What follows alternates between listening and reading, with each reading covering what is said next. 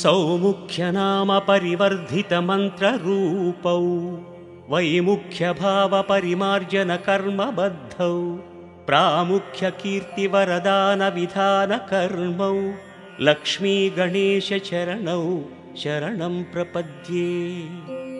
श्रेष्ठैकदन्तगजरूपनिजानुभाव्यौ गोष्ठीप्रपञ्चितपुनीतकथाप्रसङ्गौ प्रोष्ठप्रदायकसमुन्नतभद्ररूपौ लक्ष्मीगणेशचरणौ शरणं प्रपद्ये। राजद्विलासकपिलाह्वयरूपभासौ भ्राजत्कलानिवहसंस्तुतदिव्यरूपौ सौजन्यभासुरमनोविषयप्रभासौ लक्ष्मीगणेशचरणौ शरणं प्रपद्ये। विभ्राजदात्मगजकर्णिकया सुवेद्यौ शुभ्रांशुसौम्यरुचिरौ शुभचिन्तनीयौ अभ्रङ्कषात्ममहिमौ महनीयवर्णौ लक्ष्मीगणेशचरणौ शरणं प्रपद्ये। लम्बोदरात्मकतनूविभवानुभाव्यौ बिम्बायमानवरकान्तिपदानुगम्यौ सम्बोधिताखिलचराचरलोकदृश्यौ लक्ष्मीगणेशचरणौ शरणं प्रपद्ये।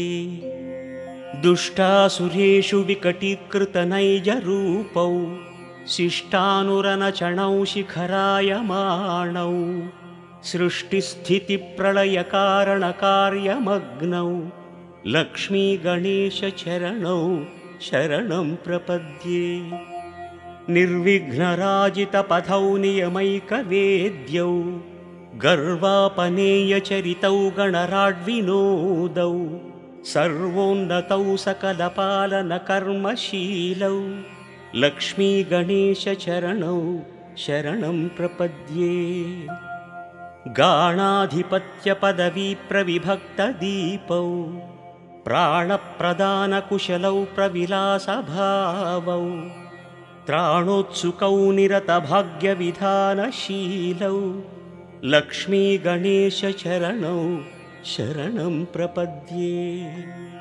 प्रग्धूमकेतुवरनामविराजमानौ स्वाधीनकर्मकुशलौ समभावभाव्यौ बाधानिवारणचरणौ भवबन्धनाशौ लक्ष्मीगणेशचरणौ शरणं प्रपद्ये।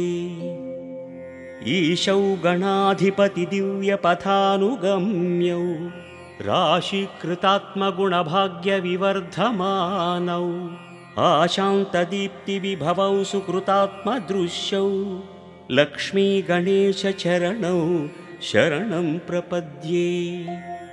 मौळीन्दुकान्तिविशदीकृततत्त्वभासौ केळीविलासरुचिरौ कमनीयशोभौ व्यालोलभक्तिरमणौ वरदानशीलौ लक्ष्मीगणेशचरणौ शरणं प्रपद्ये। श्रेष्ठौ गजाननपुराणकथाविलीनौ श्रेष्ठप्रभावलयिनौ चिरदीप्तिभासौ श्रेष्ठात्मतत्त्वचरितौ शिवदानशीलौ लक्ष्मीगणेशचरणौ शरणं प्रपद्ये। श्रीवक्रतुण्डमुखकान्तिसमानभासौ भावोन्नतिप्रधितसंस्तवनीयशोभौ सेवानुरक्तजनतावनकर्मदक्षौ लक्ष्मीगणेशचरणौ शरणं प्रपद्ये।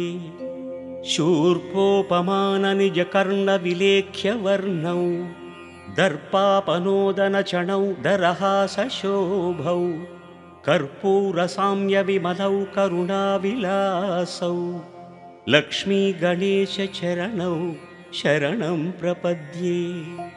हेरम्बनामपठनेन विराजमानौ प्रारम्भकार्यफलदानसमर्चनीयौ श्रीरम्यकान्तिविभवौ चिरकीर्तिनिष्ठौ लक्ष्मीगणेशचरणौ शरणं प्रपद्ये स्कन्दाग्रजत्वपदवीबिलसत्प्रभावौ मन्दारसुन्दरसुमार्चितदिव्यरूपौ कुन्दोपमौ कविजनात्मविलासहासौ लक्ष्मीगणेशचरणौ शरणं प्रपद्ये।